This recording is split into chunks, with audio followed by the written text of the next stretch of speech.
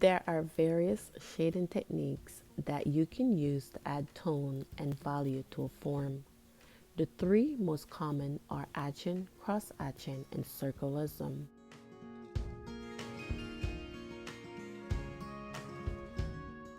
In this video, I will show you examples of each technique. The first is circulism. This is the technique I mostly used, mixed with blending and rendering, where I gradually fill the form with small circles, then use my finger or a blending tool to smudge and blend, making the form more defined and giving it a realistic appearance.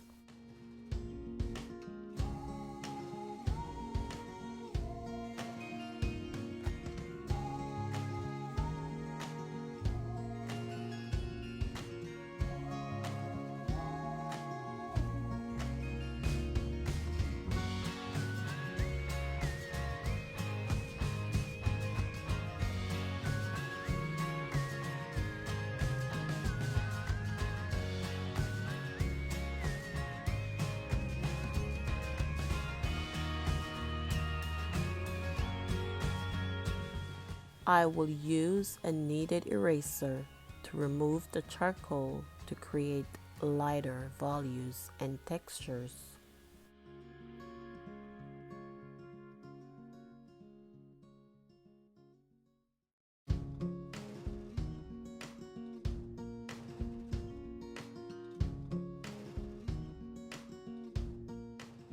Remember, before starting to shade a form, determine where the darkest and lightest areas are.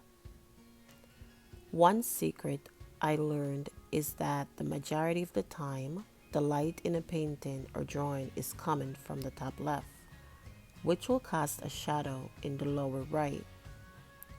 Right now, it resembles a full moon, but watch to see what transpires.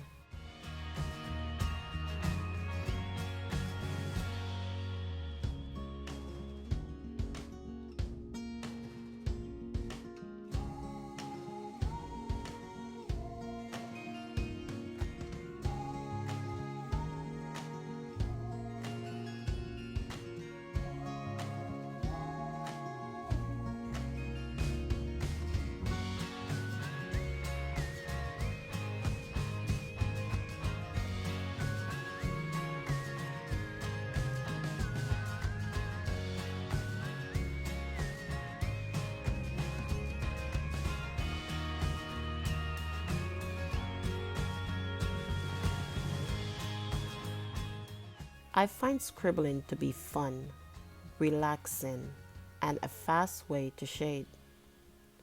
All I do is make a bunch of scribbles over and over and over again. The closer the marks are, the more they overlapped, the denser the value. You can make the doodles as controlled and precise as you want them to be, or free and expressive. This is a great technique when drawing trees or creating skin texture or kinky, curly hair.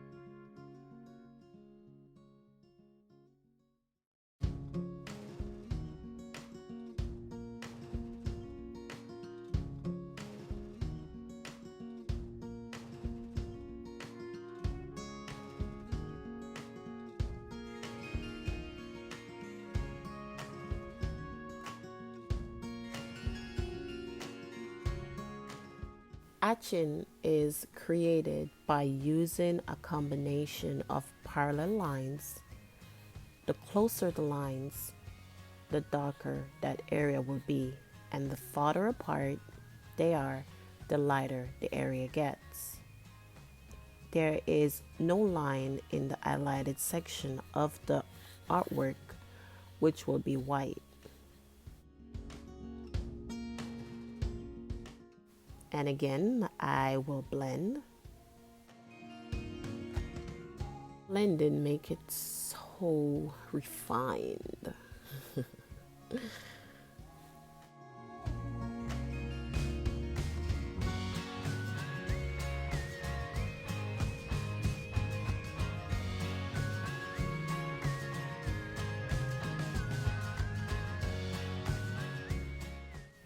There goes my trusted eraser.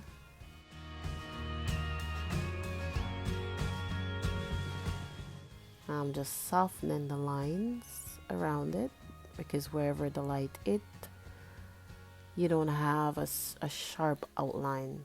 It's gonna be soft.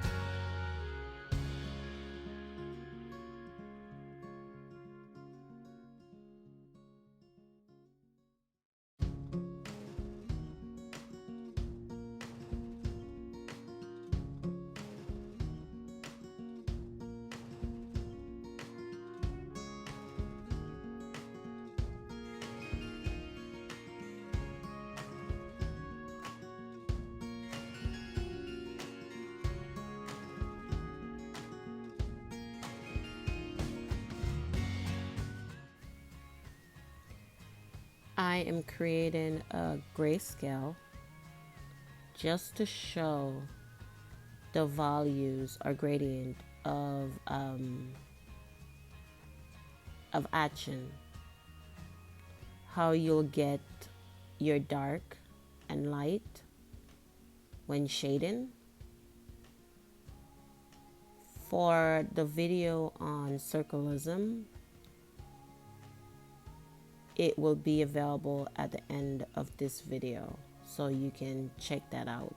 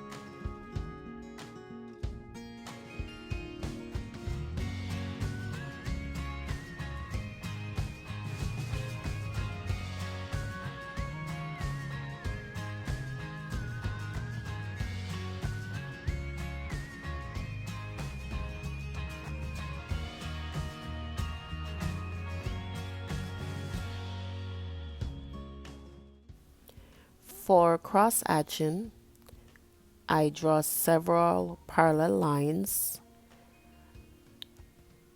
I then overlap these lines with parallel lines going in the opposite direction. The closer the lines are together, the darker the volume will appear, and the further apart they are, the lighter it gets.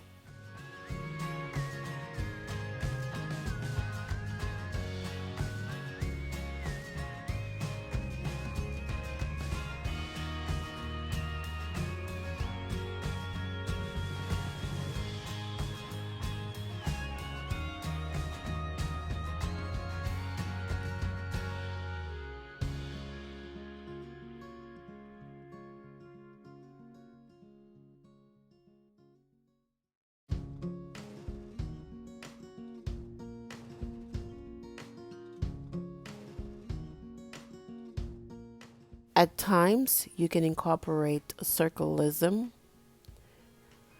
hatching, and cross-hatching in your art depending on what you're drawing and the texture you want to portray. However, it is best to choose one technique and stick with it to create harmony in your work. The more you practice, the better you get, and in time you will find your style. Circulism or scribbling works best for me because I do mainly portraits and still life.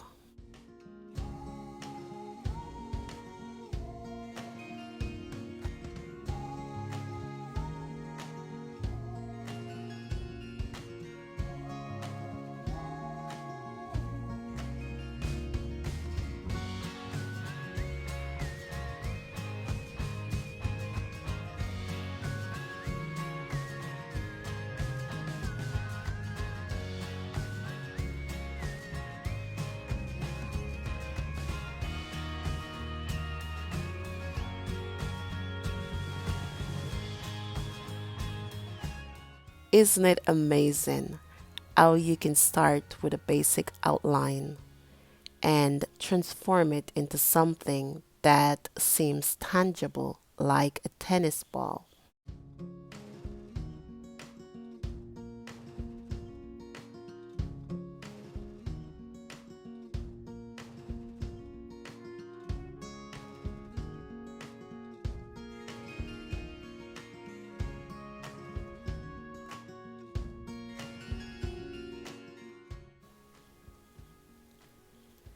Shading is like an artist's handwriting, to each their own.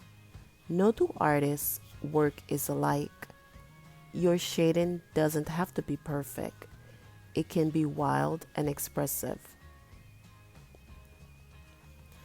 All that matters are consistency in your mark making. The direction of your lines or shading should always follow the shape of the form.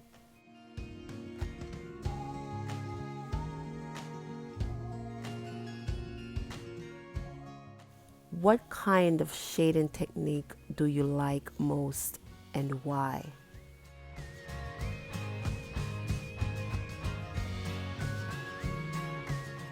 Next week, we will look at finding the best tools for creating realistic drawings and what I prefer to use.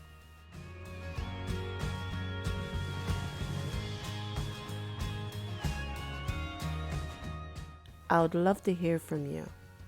Comment below and share any suggestions for future videos. Until next time.